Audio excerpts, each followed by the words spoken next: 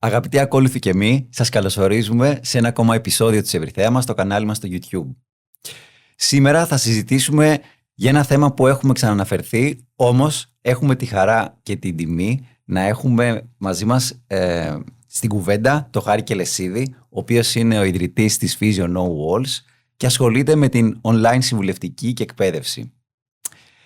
Επομένως, θα αναδείξουμε κάποια ζητήματα και θα συζητήσουμε γύρω από θέματα που αφορούν την σύγχρονη online εκπαίδευση, στην εποχή της ψηφιακής μετάβασης, στην εποχή που έχουν ξεκινήσει ήδη οι AI εφαρμογές να εφαρμόζονται και να χρησιμοποιούνται στον επαγγελματικό τομέα. Και γύρω από αυτά τα ζητήματα θα θίξουμε ερωτήματα, θα εγείρουμε αμφιβολίες και θα αναδείξουμε όσο πιο πολύ γίνεται την δικιά μας οπτική για το παρόν και το μέλλον της επαγγελματικής εκπαίδευσης. Χάρη, καλώς ήρθες. Χαίρομαι πολύ που είσαι εδώ μαζί μου. Καλώς σας βρήκα. Καλώς σε βρήκα. Να κάνουμε έτσι μια χαλαρή συζήτηση γύρω από όλα αυτά τα θέματα που συζητάνε γενικά σε όλους τους επαγγελματικούς κλάδους, και νομίζω ότι γι' αυτό όσο ο καθένας και να βρίσκεται στο δικό του εξατομικευμένο αντικείμενο που ασχολείται, έχει να πει κάποια χρήσιμα συμπεράσματα, να καταθέσει κάποια εμπειρία που θα βοηθήσει συνολικά την εποχή της ψηφιακής μετάβασης, να δούμε πώς μπορούμε να συμβαδίσουμε και να προχωρήσουμε στο παρόν και το μέλλον, επαγγελματίες, είτε καταναλωτές, είτε πελάτες, είτε συνεργάτες. Πάμε λοιπόν σιγά σιγά να δούμε. Ξέρουμε πολύ καλά, έχω διαβάσει και ξέρω και προσωπικά την πορεία του Χάρη τον τελευταίο χρόνο σχετικά με την online συμβουλευτική και εκπαίδευση. Το πρώτο έτσι βασικό ερώτημα που θα ήθελα να σου πω, έτσι Χάρη, να μου πεις κιόλας τη γνώμη σου, είναι πώς διαμορφώνεται η σχέση και η συνεργασία με τον κόσμο που απευθύνεσαι online, ειδικά σε έναν τόσο εξειζητημένο και ευαίσθητο τομέα όπως είναι η υγεία και τη φυσικοθεραπεία. Καταρχάς να πω ότι είμαι φυσικοθεραπευτής, έχω τελειώσει. Έχω κάνει δίκευση στα μυοσκελετικά, δηλαδή όταν έχει κάποιος πόνο στον ώμο, για παράδειγμα, και θέλει να τον αντιμετωπίσει, πηγαίνει σε έναν ψυχοθεραπευτή και κάνει την αντίστοιχη φυσικοθεραπεία. Αυτό το πλέον, ας πούμε, πλέον το κάνουμε στα πλαίσια της ψηφιακής, σε ένα ψηφιακό, με μια ψηφιακή πλατφόρμα. Δηλαδή το κάνω σε επίπεδο online. Κάνουμε αξιολόγηση με μέσω βίντεο κάμερας. Όπως, ας πούμε, μιλάμε με έναν φίλο μας, με μια μαμά, με τη μαμά μας, με τον παππού μας, ξέρω εγώ. Έτσι, αντίστοιχα, μιλάς με τον φυσικοθεραπευτή και του λες το πρόβλημά σου. Δηλαδή, πονάει ο ώμος μου, και από εκεί και πέρα σου παίρνω εγώ ένα ιστορικό και προσπαθούμε να βγάλουμε ουσιαστικά είτε υπάρχει ήδη μια διάγνωση από έναν ορθοπαιδικό, είτε προσπαθούμε να καταλήξουμε σε ένα συμπέρασμα και να πούμε, ας πούμε, τι πρέπει να κάνουμε για να μπορέσουμε να σχεδιάσουμε μαζί ένα εξατομικευμένο πρόγραμμα. Και αυτό το κάνουμε μέσω μιας πλατφόρμας που συνταγογραφεί ασκήσεις, ενημερωτικό υλικό, μπορώ να έχω επικοινωνία με τον ασθενή μέσω chat, και επίσης μπορούμε και ταυτόχρονα να βλέπουμε τα συμπτώματα που έχει ο ασθενής. Δηλαδή μπορεί μέσα στην πλατφόρμα να καταγράφει τι πόνο έχει όταν κάνει την εκάστοτε άσκηση. Βασικά θα ήθελα να εστιάσουμε πιο πολύ σε ποιο είναι αυτό το στοιχείο που θεωρείς ότι τραβάει κάποιον άγνωστο, που θα δει τη δράση σου στα social media, στο site σου, και θα πει, ωραία, αυτόν τώρα μπορώ να τον εμπιστευτώ, ας τον πάρω ένα τηλέφωνο ή ας στείλω ένα mail να πάω να κάνω μια πρώτη συζήτηση, να μου πει για αυτό που κάνει. Η πορεία μου είναι αρκετά μικρή. Δηλαδή, ας πούμε, στα social media, για παράδειγμα. Η πρώτη σου εντύπωση. Είναι, πώς το λένε, πρέπει να έχω το κανάλι στο Instagram και στο Facebook γύρω στους 6 μήνες, ας πούμε. Έχω βασικά προσπαθήσει να κάνω με διάφορους τρόπους να επικοινωνήσω με τον κόσμο. Δηλαδή, πες μου ενδεικτικά έναν. Ένας τρόπος, ας πούμε, είναι το να φτιάξω ένα βίντεο, για παράδειγμα, με basic ασκήσεις, ξέρω εγώ, 3-4 ασκήσεις που μπορεί να σε βοηθήσουν για να προλάβεις τον πόνο σου, για παράδειγμα, στον αυχένα. Ειδικά άμα κάθεσαι Αλλά αυτό γίνεται ακόμα πιο συγκεκριμένο όταν το κάνω σε ένα context. Δηλαδή, δουλεύεις σε γραφείο πολλές ώρες, ξέρω εγώ, δεν έχεις χρόνο να πας στο φυσικοθεραπευτή γιατί δουλεύεις πολλές ώρες και έχεις και παιδιά στο σπίτι. Μπορείς να κάνεις, ξέρω εγώ, αυτές τις 3 ασκήσεις ούτως ώστε αν έχεις ενόχληση στον αυχένα, για παράδειγμα, όχι πόνο, αν νιώθεις ότι έχεις ένταση στον αυχένα στο τέλος της ημέρας, αν κάνεις αυτές τις ασκήσεις, μπορείς να βοηθήσεις να μειώσεις την πιθανότητα να αναπτυχθεί ένας πόνος. Οπότε κάπως λίγο proactively, σε επίπεδο πρόληψης, προσπαθώ να προσεγγίσω. Οπότε αυτός είναι ένας τρόπος, οι ασκήσεις. Άλλος τρόπος είναι φτιάχνω οδηγούς, για παράδειγμα, σαν guides. Έχω ξεκινήσει ένα newsletter τον τελευταίο καιρό, γιατί έκανα ουσιαστικά μια στρατηγική, consulting στρατηγική με μια digital strategist και μου πρότεινε, με το newsletter ότι είναι ένας καλός τρόπος για να αναπτύξεις σχέση με τον πιθανό πελάτη σου, με την κοινότητά σου και να κάνεις ένα πιθανό selling μέσα από εκεί πέρα. Εντάξει, η αλήθεια είναι ότι όντως η βασική στρατηγική και τακτική που ακολουθούν οι περισσότεροι που ασχολούνται με το να προωθήσουν τη δουλειά τους, και αυτό το γνωρίζω κιόλας και από το digital marketing, στο πώς γίνεται, έχει να κάνει με μια τακτική inbound marketing που λέει ότι προσφέρω στο κοινό και στον άμεσα ενδιαφερόμενο περιεχόμενο που του είναι χρήσιμο, έχει ενημερωτικό χαρακτήρα, παίρνει κάποια πρώτα στοιχεία του τρόπου δουλειάς μου για να μπορέσει να νιώσει μια εμπιστοσύνη απέναντι στο πρόσωπό μου, και ότι αυτός ο άνθρωπος το κατέχει το αντικείμενο, ότι αυτός ο άνθρωπος αυτά που λέει μπορεί να είναι και σωστά, και κάπως έτσι χτίζεται ένα πρώτο επίπεδο εμπιστοσύνης. Επίσης έπρεπε, επειδή το online φυσικοθεραπεία, γιατί προφανώς και κάποιος που θα το βλέπει αυτό θα σου λέει, όπως και όλοι ρωτάνε, τι είναι η online φυσικοθεραπεία και πώς το κάνεις αυτό. Επομένως, το να επικοινωνήσω, εγώ συγκεκριμένα για το δικό μου το επάγγελμα, όπως και ένα άλλο επάγγελμα που μπορεί να μην είναι τόσο well known ή πώς γίνεται, στο να εξηγήσεις, το να βάλεις π.χ. ένα βίντεο, να βγάλεις ένα post, ένα καρουζέλ το οποίο να λέει κάποια πράγματα, πώς δουλεύει αυτό που κάνεις, είναι νομίζω πολύ σημαντικό για να μπορέσει ο άλλος να καταλάβει κατευθείαν πέρα από το ποιος είσαι, τι κάνεις κιόλας και πώς το κάνεις. Φυσικά, γιατί όντως και η φύση του αντικειμένου σου είναι τέτοια που όντως απορεί κάποιος. Είναι ένα επάγγελμα που χρειάζεται καθαρά επαφή και άμεση επαφή με τον εξεταζόμενο, και χρειάζεται και εμπιστοσύνη, χρειάζεται και συναίσθηση. Είναι πολύ ευαίσθητος ο τομέας ούτως ή άλλως, και όντως εξ αρχής δημιουργείται αυτό το ερώτημα, το οποίο εσύ για σένα είναι μια πρόκληση και πρέπει να το απαντήσεις άμεσα και να το κάνεις και ξεκάθαρα ως προς αυτό που απευθύνεσαι. Αυτό σου δίνει ένα πλεονέκτημα, γιατί είναι εντυπωσιακό εξ αρχής που το ακούει κάποιος, ας πούμε. Και να πω κάτι πάνω σε αυτό, ότι παρατηρώ και εγώ τον εαυτό μου, ότι κάθε φορά που κάποιος με ρωτάει, ότι δεν λέω πάντα την ίδια απάντηση, γιατί κάθε εβδομάδα αναπτύσσεται αυτό που κάνω.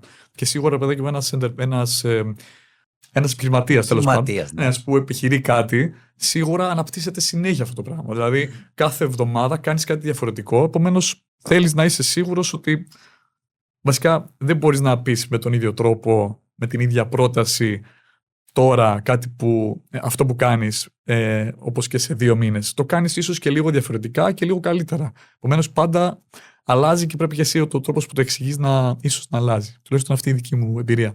Οκ. Με το AI, τεχνητή νοημοσύνη, έχεις εντάξει κάποια λειτουργία, κάποια εφαρμογή, ξεκινάς κάποια μικρά prompts που σε βοηθάνε εσένα για δική σου εξυπηρέτηση καθαρά. Σε τι στάδιο βρίσκεσαι? Αυτό είναι πολύ καλό, ρε παιδάκι, να το συζητήσουμε, ειδικά για επαγγελματίες υγείας, και υπάρχει και πλέον κάνουν και courses. Δηλαδή, ξέρω μια φυσικοθεραπεύτρια, συνάδελφό μου, που ασχολείται με το χρόνιο πόνο γενικά, μιλάει για το πώς οι φυσικοθεραπευτές, για παράδειγμα, πρέπει να χρησιμοποιήσουν, πώς μπορούν οι φυσικοθεραπευτές να χρησιμοποιήσουν το AI για την οργάνωση της κλινικής τους. Εγώ προσωπικά αλλά αυτό είναι για το διαζώσεις. Εγώ για το online κομμάτι δεν χρησιμοποιώ τεχνητή νοημοσύνη για το διαγνωστικό κομμάτι, ούτε θα τρέξω τα συμπτώματα ενός ασθενή μέσα στο ChatGPT, στο Claude ή whatever, ξέρω εγώ, LLM είναι αυτό. Από άποψη ή από απλά ακόμα το εξετάζεις και το εξερευνείς? Γιατί είναι επικίνδυνο να το κάνεις αυτό. Okay. Δεν είναι σωστό, γιατί αυτά είναι generative AI. Δεν υπάρχουν ακόμα, LLM, AI, τεχνητές πλατφόρμες τεχνητής νοημοσύνης που να μπορούν να σου απαντήσουν με σίγουρο τρόπο ότι αυτό έχει αυτός ο ασθενής, γιατί υπάρχουν τα hallucinations, υπάρχουν τα λάθη που ουσιαστικά εσύ οφείλεις σαν κλινικός να τα γνωρίζεις και να πρέπει να τα ξεσκαρκτάρεις. Οπότε στο κομμάτι το διαγνωστικό και το κλινικό Σίγουρα θα υπάρχουν applications αργότερα και δουλεύονται αυτή τη στιγμή. Στο δικό μου workflow της ημέρας, όχι τόσο, όχι καθόλου. Άρα, στο κλινικό κομμάτι. Σε ποιο κομμάτι το χρησιμοποιείς? Στο κομμάτι το να παράγω, ας πούμε, ιδέες, δηλαδή το να κάνω brainstorming με το LLM αυτό για το, ξέρω εγώ, τι content θα κάνω, πώς θα το κάνω. Έχω μια ιδέα. Ωραία. Είμαι το απόγευμα στο καναπέ και λέω, πω ρε φίλε, αυτό πρέπει να το κάνω post και να το συνδέσω με τέτοιο τρόπο με το χρόνιο πόνο. Γιατί έτσι θα το καταλάβει ο ασθενής, δηλαδή ο πελάτης, αυτός που το παρακολουθεί. Καταστρέφεις το marketing δηλαδή. Αλήθεια. Γιατί το λες αυτό? Εντάξει. Το λέω λίγο και χαριτολογώντας, με την έννοια ότι αντικαθιστάς μια πολύ βασική εργασία που κάνει κάποιος που θα κάνει το marketing αυτού του οποίου κάνεις. Εννοείται και εγώ ίδιος που κάνω πλέον και το marketing έτσι γίνεται, και το digital marketing θα είναι ένας από τους τομείς που μετασχηματίζεται και από τους 4 βασικούς τομείς που μετασχηματίζεται σχεδόν πλήρως ο τρόπος ο οποίος γίνεται. Μπράβο, ναι. Είναι ένα από τα πρώτα στοιχεία που έχουν αλλάξει, το πώς οργανώνουμε το content μας, το πώς θα φτιάξεις μια στρατηγική. Πλέον κάποιος ο οποίος γνωρίζει τη δουλειά του και έχει ξεκάθαρο το περιεχόμενο το οποίο θέλει να πει, σίγουρα μπορεί να ανατρέξει και να φτιάξει με έναν σωστό τρόπο, γνωρίζοντας κάποιες τεχνικές, να βρει τις κατάλληλους τύπους περιεχομένου, τις κατάλληλες μορφές και μέσα από ποια κανάλια θέλει να περάσει τις ιδέες του. Όπως είπες και εσύ, ας πούμε, μπορεί να έχεις μια ιδέα για ένα context που θες να περάσει το επόμενο διάστημα, αλλά σίγουρα δεν θα σου έρθουν κατευθείαν 10 ιδέες που να γίνουν post, reel, newsletter ή εικόνα, poster και τα σχετικά. Πάνω σε αυτό που λες, επειδή είπες πολλές διαφορετικές μορφές, παρατηρώ ότι αν έχω, ας πούμε, μία ιδέα για να μου γλιτώσει, για παράδειγμα, χρόνο, μπορώ να την παράγω, ας πούμε, και σαν ένα reel και σαν ένα post και για καρουζέλ, για παράδειγμα, και στο newsletter μου, ώστε, ας πούμε, η εβδομάδα να μην χρειάζεται να διεκπεραιώνω τα post και το content, να μπορώ, ας πούμε, με τη μία ιδέα να παράγω για μία εβδομάδα αυτό. Multi-channel. Είναι γνωστή τακτική και διαχρονική στο marketing, φυσικά. Το ίδιο μήνυμα να περάσει από όσα πιο πολλά κανάλια γίνεται για να απευθύνεσαι και σε διαφορετικά κοινά και να φτάσει σε αυτούς που επιλέγουν το ένα μέσο για να το διαβάσουν. Είναι άλλοι που τους αρέσει να διαβάζουν τα newsletter και κάθε πρωί να κοιτάνε τα mail τους.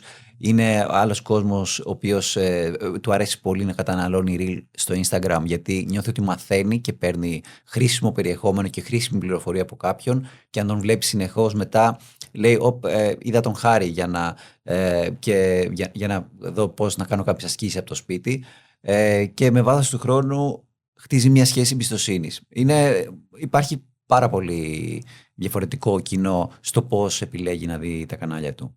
Πάντως, σε αυτό που είπες για το καταστρέφει το marketing, το ξέρω ότι μπορεί να το πες για αστείο, ρε παιδάκι μου, αλλά ας πούμε έχω πληρώσει ένα digital strategist για να μπορέσουμε να αναπτύξουμε τη βάση. Δηλαδή θεωρώ ότι άμα είσαι καινούριος, δεν μπορείς να πας και μπορείς να κάτσεις με το ChatGPT, το Claude και να μιλάς με τις ώρες και να παράγεις, ας πούμε, σκέψεις, και δηλαδή να του δίνεις, να σου δίνει, να του δίνεις, να του δίνει. Απλά δεν έχει λίγο επειδή έχει το affirmation πάρα πολύ η τεχνητή νοημοσύνη, τουλάχιστον αυτές τις συγκεκριμένες πλατφόρμες. Δηλαδή σου λέει, ρε παιδάκι μου, πολύ καλή ιδέα. Ναι, να το κάνουμε αυτό. Και στο ενισχύει προς την πλευρά που εσύ το θες να πάει. Ενώ όταν μιλάς με έναν, ας πούμε, σύμβουλο σε αυτό το κομμάτι, σαν εσένα για παράδειγμα, θα σου παρουσιάσει μια άλλη οπτική που δεν την έχεις εισάγει εσύ, είναι με βάση το παρελθόν του και τη γνώση του εκάστοτε, του εκάστοτε marketing advisor, ξέρω εγώ.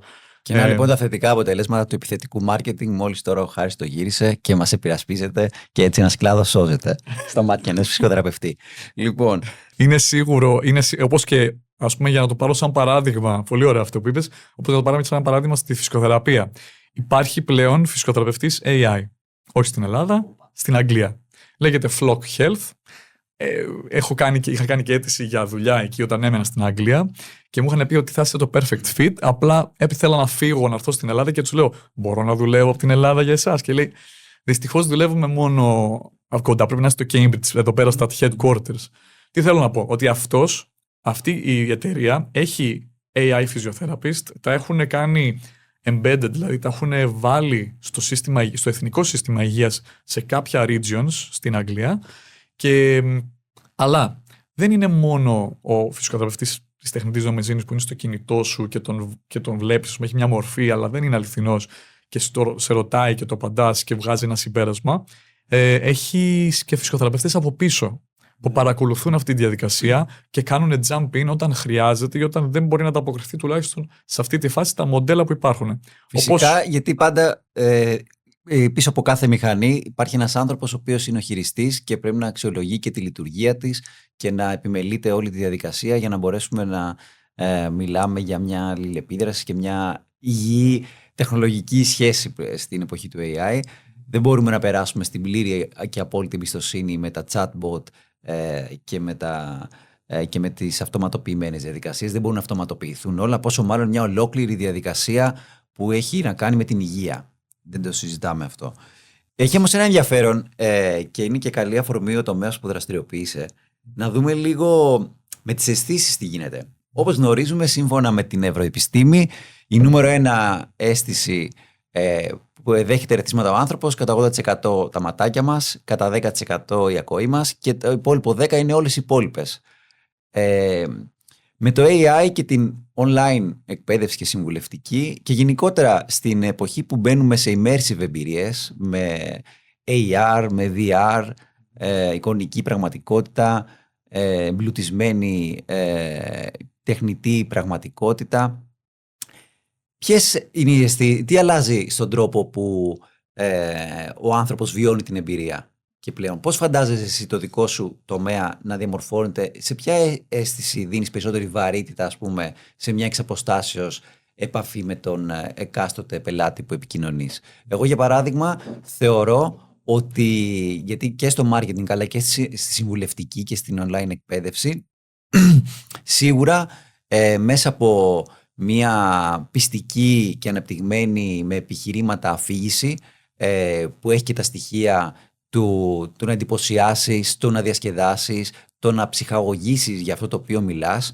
να δημιουργήσεις λοιπόν μια ευχάριστη εκπαιδευτική διαδικασία, μπορεί όντως να ακουμπήσει και να κινήσει το ενδιαφέρον κάποιου το οποίο παρακολουθεί τα βίντεό μου. Δεν μπορώ απλά να νιώθω ότι φτιάχνοντας ένα reel στο Instagram ή ένα ολόκληρο επεισόδιο στο YouTube παρέχω πληροφορίες, παρέχω στατιστικές, δείχνω ότι είμαι ένας άνθρωπος που απλά έχει το know-how πάνω σε αυτό το οποίο μιλάει. Συνοδεύεται με μια σειρά από άλλες διαδικασίες στην ουσία που παρακινούν και ελκύουν την όλη διαδικασία με έναν τρόπο που καλλιεργείται και η συναίσθηση και η επικοινωνία η πιο άμεση με τον άνθρωπο που σε παρακολουθεί. Άρα θεωρώ ότι κατά βάση ο λόγος με μια αφήγηση που έχει ποικιλία στον τρόπο που γίνεται, δεν είναι μόνο η καθαρή ομιλία, και φυσικά η επιμέλεια ενός ενδιαφέροντος περιεχομένου. Στη δικιά σου περίπτωση τι θα έλεγες? Hands down, να ακούς ενεργά τον ασθενή σου. Δηλαδή, κάνεις το λιγότερο talking ever. Δηλαδή, όταν μιλάμε τώρα για 1vs1, έτσι, όταν έχεις περάσει στη δικασία που έχεις ξεκινήσει ήδη την επικοινωνία. Δηλαδή, ο ασθενής, ο πελάτης έχει πληρώσει, έχει έρθει. Είσαι ο Χάρης τώρα, είσαι στο πρώτο session, αυτό και κάνεις online με βίντεο. Αυτό, ναι. Αυτό που θα κάνω είναι προφανώς θα τον ρωτήσω κάποια πράγματα, 1-2 πράγματα, αλλά κυρίως θα κάτσω πίσω και θα τον ακούσω. Αλλά δεν θα τον ακούσω passively, δηλαδή ξέρω εγώ θα είμαι έτσι χαλαρός πίσω και δεν θα αντιδρώ ή δεν θα συμμετέχω στην κουβέντα, αλλά κυρίως θα πρέπει να ακούσω πολύ, να δώσω χώρο βασικά στον ασθενή, γιατί μιλάμε τώρα για ασθενή ο οποίος μπορεί να έχει ένα πρόβλημα, ένα χρόνιο πόνο για παράδειγμα, που τον έχει ας πούμε εδώ και χρόνια και τον ταλαιπωρεί, οπότε τον ταλαιπωρεί σε πολλά επίπεδα μήκη κύματος στη ζωή του. Την κοινωνική του ζωή έχει περάσει, την ψυχολογία του έχει περάσει, την οικογένειά του, τέλος πάντων τη δουλειά του και όλα αυτά. Επομένως, δεν μπορείς ας πούμε, να λες σε αυτόν τον ασθενή πράγματα, πρέπει να τον ακούσεις. Να του δώσεις χώρο να σου πει τι τον απασχολεί. Προφανώς, όταν πηγαίνει η κουβέντα προς τα κάπου και βλέπεις εσύ ότι λέει κάτι σημαντικό για αυτόν, για αυτήν, τότε μένεις λίγο εκεί, το λες, ας πούμε, okay, τι συμβαίνει εκεί πέρα και το διερευνάς. Οπότε έχει λίγο μια αίσθηση πώς θα κάναμε και έναν ψυχοθεραπευτή, ας πούμε, για παράδειγμα. Δηλαδή θα μπει σε μια διαδικασία διερεύνησης, κουβέντας ή σε βάθος. Δεν γίνεται να μην το κάνεις αυτό, γιατί ο πόνος είναι πολυπαραγωγικός. Δεν συμβαίνει μόνο στο σημείο που έχουμε χτυπήσει ή υπάρχει ο πόνος, συμβαίνει στο κεντρικό νευρικό μας σύστημα, δηλαδή στον εγκέφαλο. Το οποίο ο εγκέφαλος έχει να κάνει με τα πάντα που μπορείς να καταλάβεις. Άρα στην online επικοινωνία, πρωταγωνιστής ο ίδιος ο πελάτης που έρχεται πρώτη επαφή και εσύ έτοιμος να τον ακούσεις όσο πιο πολύ γίνεται. Και από εκεί μέσα. Ενεργά. Ενεργά. Εννοείται. Οκ. Είμαστε τώρα στη μετάβαση. Γίνεται πάνω στη μετάβαση, μέσα στη μετάβαση, στη διαμόρφωση του νέου τοπίου. Έχουμε δει τα πρώτα δείγματα όλοι. Καθημερινά ψηφιακά εννοείς τώρα, έτσι. Φυσικά. Έχουμε ξεκινήσει είτε λίγο είτε πολύ να χρησιμοποιούμε και έχουμε μια πολύ καλή ιδέα για το τι σημαίνει χρησιμοποιώ μια εφαρμογή τεχνητής νοημοσύνης. Έχουμε καταλάβει προσωπικά ότι το prompt, η προτροπή, το πώς δημιουργούμε και κατασκευάζουμε ένα πλαίσιο και ένα prompt είναι ένα από τα πιο χρήσιμα skills του μέλλοντος. Το prompt engineering είναι από τα νούμερο 1 στο πώς γίνεται σε κάθε δουλειά και εκεί φαίνεται ο καλός επαγγελματίας από τον απλό χρήστη, όπως κάναμε παλιά μια αναζήτηση στην Google. Έτσι είναι τελείως σε θεωρητικό αλλά και χρήσιμο επίπεδο. Πώς φαντάζεσαι σε 2 χρόνια, 3 από τώρα? Πολύ κοντά, όχι, δεν πήγαμε στη δεκαετία ούτε καλά στο κάνεις, μάκρο. Γιατί δεν χρειάζεται να πας μακριά. Πάμε στο 2-3 που ξέρουμε γιατί θα είμαστε στο πολύ κοντινό. Πώς το φαντάζεσαι να έχει γίνει και σε θετικό, τι θα επηρεαστεί σε θετικό επίπεδο το δικό σου τρόπο εργασίας και τι θεωρείς ότι σιγά σιγά θα εξαλείφεται σε σχέση με το τι γινόταν πριν λίγα χρόνια? Τώρα μιλάμε σε επίπεδο επιχειρηματικότητας ή σε επίπεδο φυσικοθεραπείας, δηλαδή στο επάγγελμά μου ή στο τι πρέπει να κάνω για το επάγγελμά μου να μπορέσει να αναπτυχθεί και να επικοινωνιστεί? Στην εργασία σου, κατά την εργασία σου, τι γινότανε και για να επικοινωνηθεί αλλά και για να γίνει πράξη. Στο πώς γινόταν και στο πώς θα γίνεται σε λίγο καιρό, ας πούμε, από τώρα. Κατάλαβα τι λες, ναι. Αυτό. Κοίταξε, αυτό που αυτή τη στιγμή γίνεται, βλέπεις όλο ένα και περισσότερους φυσικοθεραπευτές να κάνουν employ λίγο την έννοια του μπορώ να κάνω και βιντεοκλήση μαζί σου. Αυτό. Που συνήθως τώρα από ό,τι έχω παρατηρήσει και έχω συζητήσει με ανθρώπους και συναδέλφους, ότι γίνεται κυρίως σε ένα follow-up. Δηλαδή ξεκινάς, πας στην κλινική της φυσικοθεραπείας, κάνεις τις θεραπείες σου, για κάποιο λόγο πρέπει να φύγεις ή δεν μπορείς να πας άλλο ή έχεις τελειώσει και μετά θες να κάνεις κανένα follow-up με τον φυσικοθεραπευτή. Οπότε κάνεις και μια βιντεοκλήση. Κάποιοι φυσικοθεραπευτές το κάνουν και το κάνουν όλο ένα περισσότερο. Οπότε αυτό είναι νομίζω πέραν αυτού, στο κομμάτι της κλινικής οργάνωσης, δηλαδή που θα γράψεις τα notes σου, τα clinical notes, το πώς θα κρατήσεις το αρχείο του ασθενή, το electronic medical records το λεγόμενο, αυτή τη στιγμή είναι αρκετά χαμηλά. Δηλαδή δεν τον χρησιμοποιούν πολλοί φυσικοθεραπευτές του να έχει κάποιος ηλεκτρονικής μορφής αρχεία των ασθενών του, έχουν χαρτιά, έχουν βιβλία, φακέλους κλπ. Δηλαδή. Κάνουμε καλό στο περιβάλλον σιγά-σιγά. Δεν θα το έλεγα τόσο γιατί είναι λίγο γενικό αυτό. Οπότε ας το κρατήσουμε πιο πολύ ως την λειτουργία του φυσικοθεραπευτηρίου του εκάστοτε επαγγελματία. Οπότε σε αυτή τη φάση δεν έχει πολλά ψηφιακά αρχεία στο φυσικοθεραπευτήριό του. Είναι κυρίως, μπορεί να είναι είτε με Excel στην καλύτερη. Και επίσης στο κομμάτι της επικοινωνίας με τον ασθενή μπορεί να κάνει μια βιντεοκλήση. Αυτό είμαστε τώρα. Θες να μου πεις κάτι πάνω σε αυτό ή να πάω στα 2-3 χρόνια? Όχι, σχόλιο έκανα πριν και κάνω και μου αρέσει να κάνω σε αυτό λίγο το συνήγορο του διαβόλου με την άποψη ότι κάθε αλλαγή μπορεί να τη δεις με μια θετική προέκταση ή να τη δεις με μια αρνητική συνέπεια γύρω από κάτι και εσύ είναι το σημαντικό με τον τρόπο τον οποίο λειτουργείς και προσεγγίζεις το επάγγελμά σου να μπορέσεις να διαβλέψεις και σε ποια κατεύθυνση κινείται από τις δύο. Σίγουρα μιλάμε τώρα για τέτοιου επίπεδου αλλαγές που η συνθετότητά τους που ξεπερνάει και τα εθνικά σύνορα, ξεπερνάει και την τοπική επιχειρηματικότητα. Δεν μπορούμε να φτάσουμε σε τόσο μεγάλες εκτιμήσεις. Απλά στη μικρή κλίμακα του καθενός, στο μικρό κόσμο δράσης, βλέπουμε κάποια πράγματα. Βλέπουμε λίγο τι έχει αλλάξει. Εγώ, για παράδειγμα, έχω αντιληφθεί ότι ο χρόνος όπου οργανώνω το επόμενο project, ας πούμε, γύρω από το να βάλω κάτω μερικές ιδέες και άξονες σε μια στρατηγική ή από το πώς να οργανώσω ένα επεισόδιο podcast, ας πούμε, για να μιλήσω, έχει συρρικνωθεί και γίνεται σε πολύ μικρότερο χρονικό διάστημα. Με την άποψη ότι μπορώ αγνωρίζοντας τις τεχνικές και έχοντας υπόψη τις δικές μου ιδέες και αυτά που θέλω να κάνω, μπορώ με κάποιες διαδικασίες και τεχνικές να τις βάλω σε μια διαδικασία αυτόματης εφαρμογής και βελτιστοποίησης επίσης μέσω από το AI. Αυτό μου δίνει έναν ψηφιακό συνεργάτη, ο οποίος στην ουσία μου δίνει ένα άμεσο feedback για αυτό το οποίο κάνω. Και βασίζεται όμως πάνω στη δικιά μου γνώση και πάνω στη δικιά μου τεχνική που χρησιμοποιώ. Ακριβώς, ναι. Κάνει το validation, το λέγω. Ακριβώς. Το AI είναι προεκπαιδευμένο ώστε να μπορέσει να αντιμετωπίσει και να αναγνωρίζει τις πληροφορίες. Δεν είναι εκπαιδευμένο να ξέρει τη δουλειά μας και να την κάνει εκείνη αντί για εμάς σε τέτοιο βαθμό. Αυτό είναι μια αντίληψη που γίνεται κατά βάση, κατά τη γνώμη μου, σε δουλειές που όντως μπορεί να χρειάζονται και αυτοματοποίηση και όντως χρειάζεται ότι ο άνθρωπος να περάσει σε μια νέα φάση, σε έναν άλλο ρόλο σε σχέση με τη δουλειά. Και η αυτοματοποίηση είναι ένα skill που αναφέρθηκες και εσύ, που σίγουρα βοηθάει πολύ τον άνθρωπο να γίνεται με κάποιους τρόπους πιο άμεσους, πιο γρήγορους, πιο τεχνολογικούς και τα σχετικά. Τώρα πάνω σε αυτό που λες,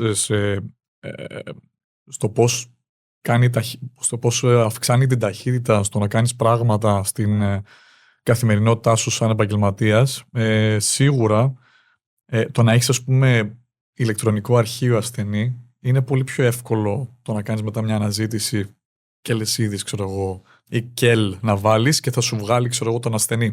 Αντί να μπεις και θα ψάξεις στο Excel ποια ημερομηνία τον είχα δει. Δηλαδή πράγματα πολύ πρακτικά και πολύ. Αυτό το ένα. Το άλλο, ας πούμε, δίνει τη δυνατότητα το ότι αυτή τη στιγμή ένας ασθενής μπορεί να είναι σε ένα απομακρυσμένο μέρος, δεν έχει δυνατότητα, δεν έχει πρόσβαση στη φυσικοθεραπεία και θέλει, ας πούμε, με κάποιο τρόπο να του πει κάποιος τι να κάνει και πώς να το κάνει.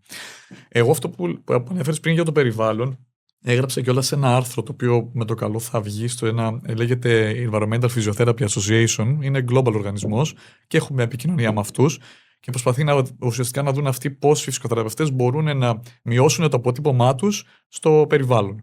Επομένως, αυτό που εγώ έγραψα πάνω σε αυτό ήταν στο κομμάτι της αυτοδιαχείρισης. Δηλαδή, η online φυσικοθεραπεία βασίζεται πάρα πολύ στο κομμάτι το πόσα κάνει ο ασθενής στο σπίτι του και πώς μπορεί να τα κάνει. Εμείς του δίνουμε τα εργαλεία, εμείς του έχουμε την καθοδήγηση, άρα πώς αυτό το κομμάτι της αυτοδιαχείρισης του ασθενή μπορεί να προσφέρει, μπορεί να μειώσει το περιβαλλοντικό αποτύπωμα του καθενός στο κομμάτι του healthcare, της υγείας.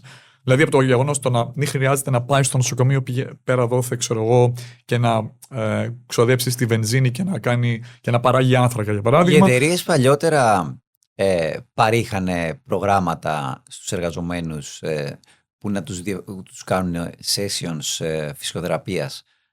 Γιατί φαντάζομαι τώρα ότι με αυτόν τον τρόπο μπορεί πολύ εύκολα να γίνονται κάποιες εγγραφές και κάποια πακέτα, τα οποία μια εταιρεία που έχει ένα αλφα προσωπικό να του λέει ότι έχουμε και αυτό το έχετε σαν εργαζόμενοι της εταιρείας μας πρόσβαση σε αυτό το περιεχόμενο για να βελτιωθούν οι συνθήκες εργασίας σας. Τις online φυσικοθεραπείες συγκεκριμένα, με έναν online τρόπο. Μου φαίνεται πιο εύκολο. Ναι, υπάρχει αυτό. Γενικά το well-being, ας πούμε, και που περιέχει και το ψυχολογικό κομμάτι και το μυοσκελετικό κομμάτι φυσικά. Επομένως, απλά αυτά τα πακέτα είναι συνήθως σε μεγάλες εταιρείες και εταιρείες που είναι, ας πούμε, τύπου 20 με 50 άτομα, δεν νομίζω να το σκεφτούν αυτό. Καλό θα ήταν όμως να το σκεφτούν. Και είναι κάτι που και εγώ είναι κάπως σαν υπηρεσία το έχω δημιουργήσει και μπορούμε να το παρέχουμε σε οργανισμούς από 1 έως 10 άτομα μέχρι και 50, ας πούμε, να παρέχεις ένα πρόγραμμα πρόληψης για να μην τραυματιστεί, να μειωθεί η πιθανότητα τραυματισμού, καθώς ο μυοσκελετικός τραυματισμός μπορεί να μειώσει βασικά το να αντιμετωπίσει προληπτικά το μυοσκελετικό τραυματισμό, μπορεί να μειώσει το absenteeism και το presenteeism, δηλαδή το να μην έρθει ο επαγγελματίας στη δουλειά ή το να είναι εκεί αλλά να μην μπορεί να αποδώσει. Οκ. Να σου πω, τι δεν θα ήθελες να αλλάξει καθόλου με το AI τώρα εδώ που τα λέμε? Τι δεν θα ήθελα να αλλάξει? είναι πολύ γενικό αυτό. Θα ήθελα να το πας κανείς λίγο πιο συγκεκριμένο, σε σχέση με τι. Με τον τρόπο που ασκείς τη δουλειά σου αυτή τη στιγμή. Ναι, το να μην χρειάζεται καθόλου η επαφή του θεραπευτή με τον ασθενή. Δηλαδή, με κάποιο τρόπο να υπάρχει στην αλυσίδα γιατί κάποια στιγμή η τεχνητή νοημοσύνη θα μπορεί από μόνη της να αξιολογήσει, να διαγνώσει και να μπορέσει να δώσει το κατάλληλο πρόγραμμα αποκατάσταση για τον ασθενή.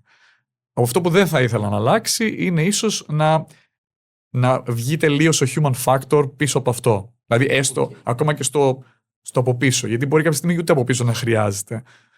Αυτό. Άρα δεν θα ήθελες να είναι η δεύτερη κατηγορία συστημάτων, τα αυτοφυή συστήματα τεχνητής νοημοσύνης που ονομάζονται. Οκ. Σίγουρα καθόλου δεν θα ήθελα να αλλάξει το κομμάτι της αλληλεπίδρασης στο σχεδιασμό μιας στρατηγικής, στο πώς γίνεται ένα επιχειρηματικό σχέδιο, ένα marketing σχέδιο. Είναι κάτι το οποίο και εμένα μου ξενίζει πάρα πολύ, το να βλέπω, ας πούμε, στο πεδίο της λήψης των αποφάσεων, στο πεδίο το να προσεγγίσει ένα project με έναν τρόπο, πώς πρέπει να αντιμετωπίσει το συγκεκριμένο πελάτη. Είναι διαδικασίες που για μένα έχουν όλο το ενδιαφέρον, όλο το ζουμί και την τέχνη του επαγγέλματος που ξεχωρίζουν και έναν επαγγελματία στο κάτω-κάτω από κάποιον ο οποίος το κάνει τελείως μηχανικά ή το κάνει τελείως διεκπαιρεωτικά. Αυτά είναι κάποια στοιχεία που και εγώ θα ήθελα να πω ότι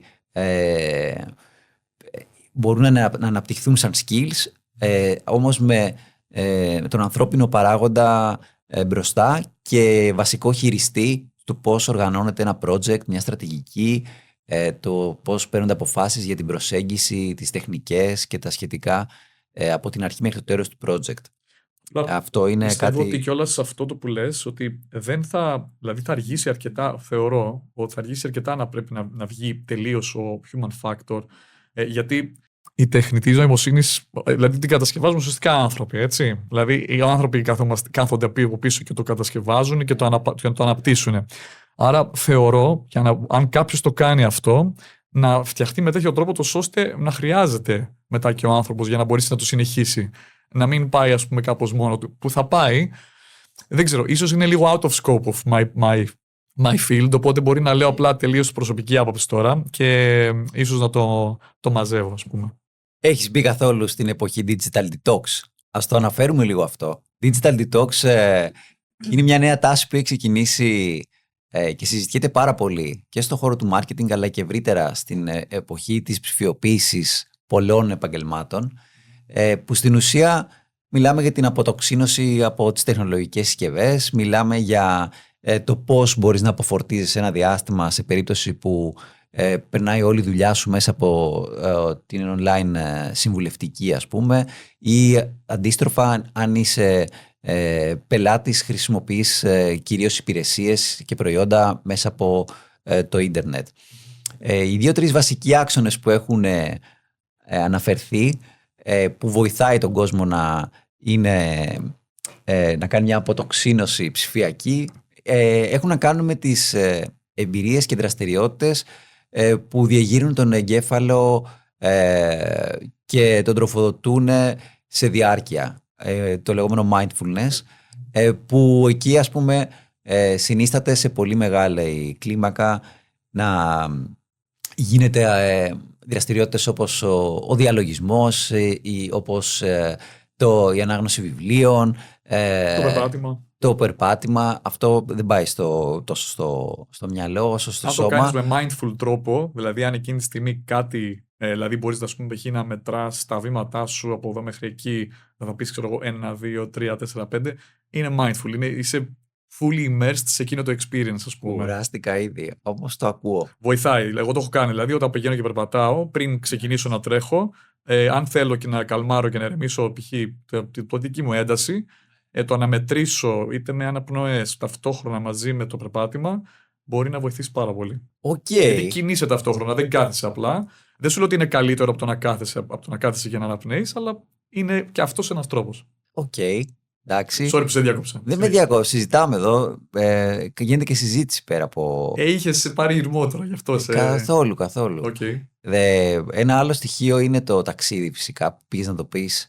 Απλά το λέω. Το να κάνεις ταξίδια μακρινά από τον τόπο που δραστηριοποιείσαι και ταυτόχρονα να μπορείς να είσαι και offline. Να μην είναι ότι πάω εγώ τώρα ένα ταξιδάκι 3 μέρες στην πανέμορφη βόρεια πλευρά της Μακεδονίας που έχει τόσο ωραία μέρη και έχω πάρει μαζί μου το λάπτοπ, το κινητό, τα ακουστικά, το MP3 και κρατάς το δικό σου και περπατάω.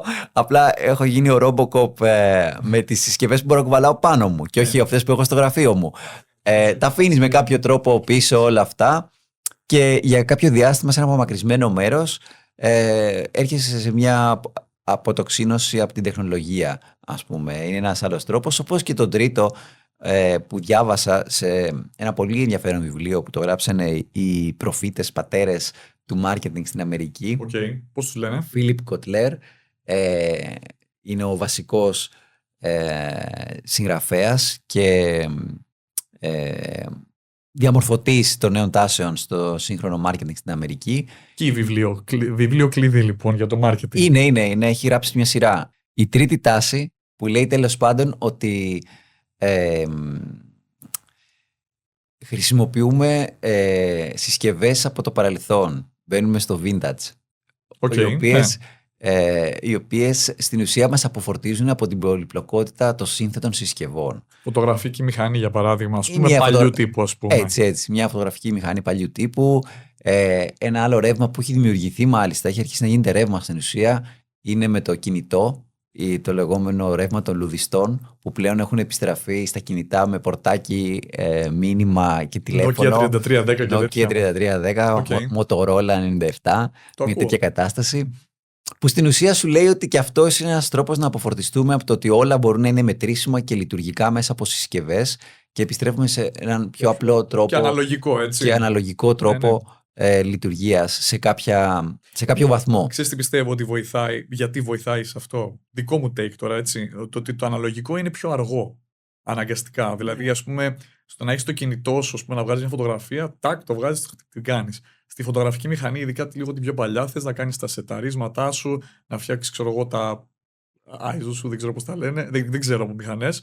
Να το φτιάξεις, να βρεις το κάδρο, παιδάκι μου, δεν έχει, ας πούμε, τα φίλτρα που έχει, για παράδειγμα, το κινητό. Οπότε πρέπει να το σετάρεις και όλο αυτό θέλει χρόνο. Άρα το να πάρεις χρόνο να κάνεις αυτή τη διαδικασία είναι αυτόματα mindful τρόπος. Επομένως, σε βοηθάει και συμμετέχει λίγο σε αυτό το κομμάτι του digital detox. Αλλά εσύ πώς θες να το συζητήσουμε? Όχι, δεν το κατέθεσα απλά πιο πολύ, δεν το έχω πολύ επεξεργαστεί μέχρι στιγμής.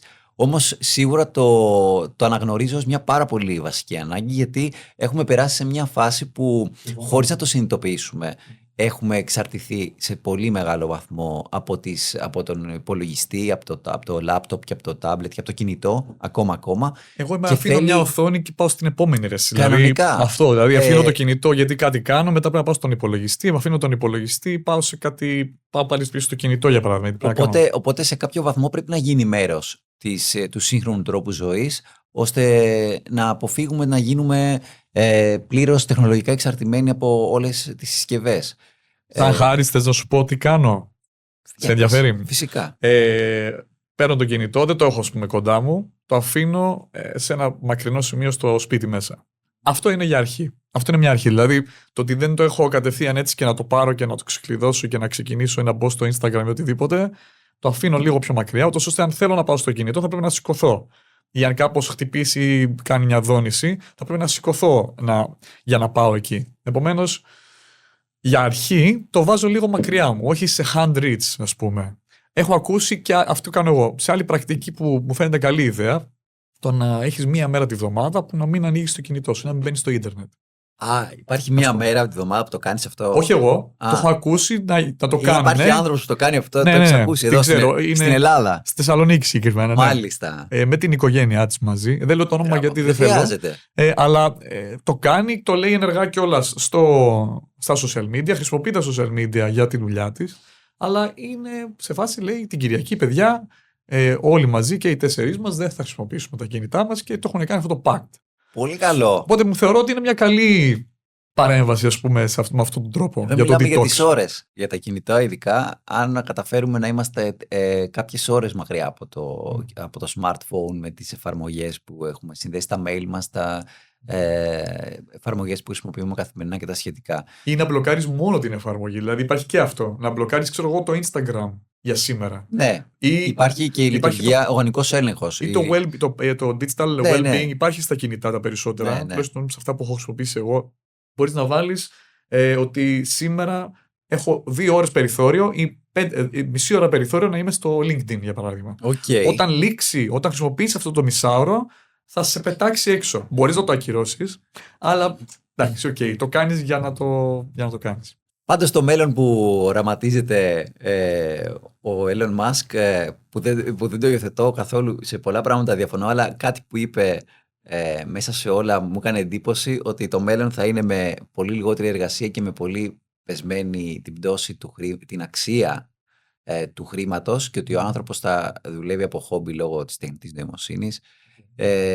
Είναι νομίζω ότι πιο αισιόδοξο έχει υποθεί σε σχέση με το AI. Δεν πιστεύω ότι θα καταφέρουμε να φτάσουμε σε αυτό το επίπεδο, να μπορέσουμε να κάνουμε την εργασία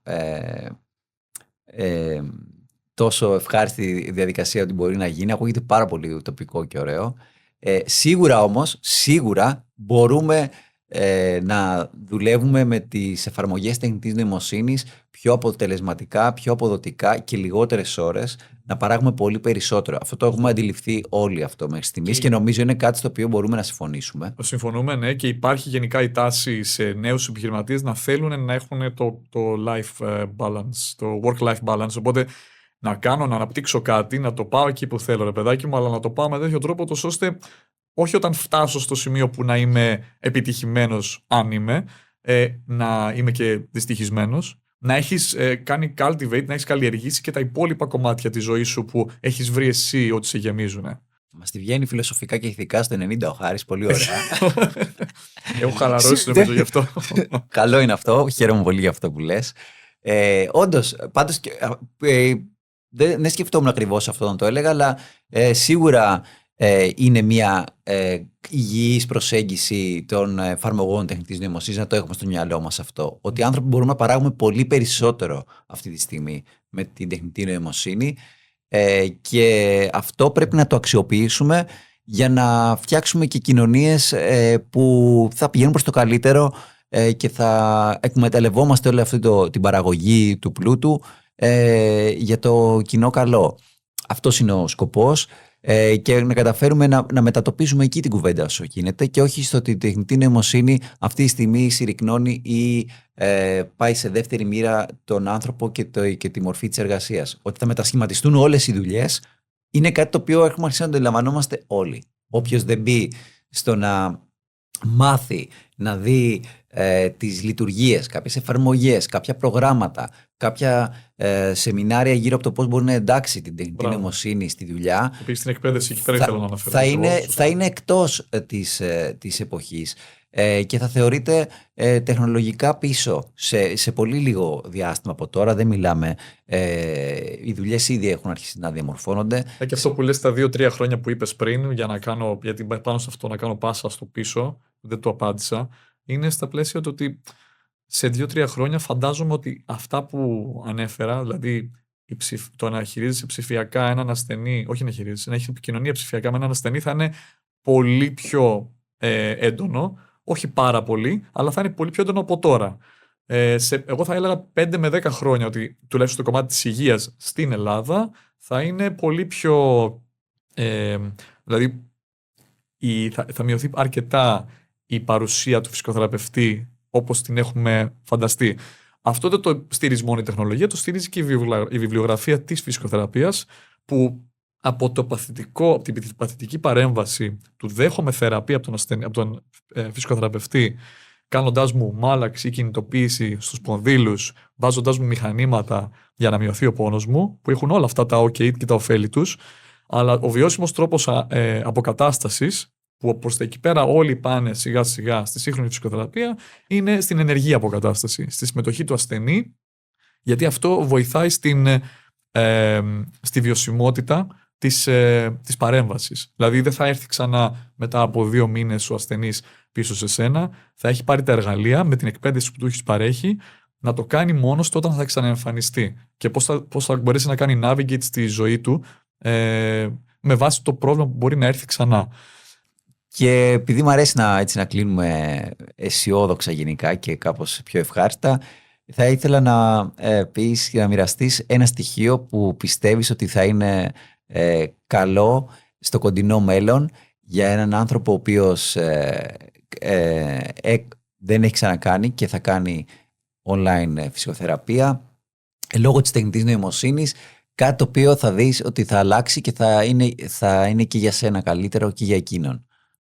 Θα το πω για τον φυσικοθεραπευτή, ότι προσπαθήστε να κάνετε embrace τα ψηφιακά μέσα που μας δίνονται στο κομμάτι της πώς μπορούμε να θεραπεύσουμε και έναν ασθενή, γιατί μας δίνουν τη δυνατότητα και να φτάσουμε περισσότερους ασθενείς που δεν θα μπορούσαμε να μας φτάσουν ούτε αυτοί ούτε εμείς. Τους δίνουμε τη δυνατότητα αυτό που είπαμε, να πάρουν ένα ενεργό ρόλο στην αποκατάστασή τους και ταυτόχρονα θα μας κάνουν και λίγο πιο εύκολη τη ζωή και να... Άρα λες φυσικοθεραπεία παντού. Θα φτάσει παντού. Σε 2 χρόνια θα φτάσει στο πιο απομακρυσμένο χωριό της Μακεδονίας. Αυτό κάνω τώρα. Απομακρυσμένο τόπο. Αυτό προσπαθούμε. Οι άνθρωποι δεν ξέρουν καλά τι σημαίνει ευγενικό, ας πούμε. Μας λες ότι θα γίνει αυτό λόγω της online και όλου αυτού του μετασχηματισμού. Με λίγα λόγια.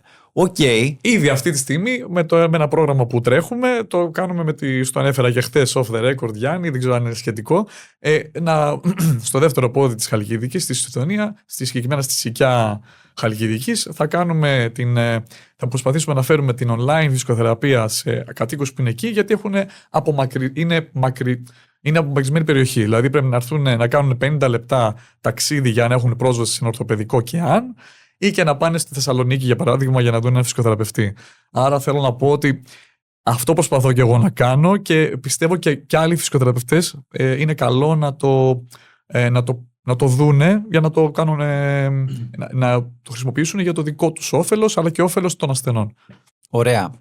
Ευχαριστώ, Χάρη, πάρα πολύ που είσαι εδώ, που τα είπαμε. Είχε πολύ ενδιαφέρον η συζήτηση. Πιστεύω ότι υπόθηκαν χρήσιμα και επίκαιρα ζητήματα που τα συζητάμε όλοι και μας απασχολούν όλοι στον επιχειρηματικό και μη κόσμο, για το πώς πώς μετασχηματίζονται οι δουλειές μας, πώς μετασχηματίζεται ο τρόπος που απευθυνόμαστε, αλλά και εμείς ήδη λειτουργούμε. Εγώ ευχαριστώ για το κάλεσμα, για το invitation. Να είσαι καλά. Θεωρώ ότι είναι πολύ... ότι μέσα σε όλα αυτά τα θέματα που υπόθηκαν, πιο πολύ ανοίξαμε τη συζήτηση παρά δώσαμε ένα τέλος στα ερωτήματα. Αυτό γίνεται σκόπιμα. Από τη μία σίγουρα θέλουμε να δώσουμε το νέο τοπίο της εποχής, πώς βλέπουμε να γίνεται οι σύγχρονες μορφές εργασίας. Από την άλλη θέτουμε τα ερωτήματά μας για να μπορέσουμε να δούμε πώς πάει από εδώ και πέρα και τι κίνδυνοι κρύβονται και τι θετικά σημάδια μπορούμε να δούμε σε βάθος χρόνου. Γιατί όπως έχουμε πει και αυτή την άποψη πρεσβεύουμε σε αυτό το κανάλι, ότι δεν υπάρχουν τελικές και τελεσίδικες μορφές στο πώς θα διαμορφωθεί το τοπίο με την τεχνητή νοημοσύνη. Είναι κάτι υποδιαμόρφωση και στο χέρι μας είναι να δώσουμε το χαρακτήρα και τα στοιχεία που θέλουμε. Ελπίζουμε να βρίσκετε και εσείς ενδιαφέρον το σημερινό επεισόδιο, να ακολουθήσετε το κανάλι μας, να μοιραστείτε το βίντεο, να καταθέσετε τα σχόλιά σας, τις ερωτήσεις σας, να μας προτείνετε κάποιο θέμα το οποίο θα θέλατε να δείτε σε επόμενο βίντεο, και εμείς εδώ θα είμαστε να συνεχίσουμε να αναδεικνύουμε τέτοια θέματα. Σας ευχαριστώ πάρα πολύ. Χάρη, σε ευχαριστώ. Θα τα πούμε στο επόμενο επεισόδιο της Ευρυθέαμα.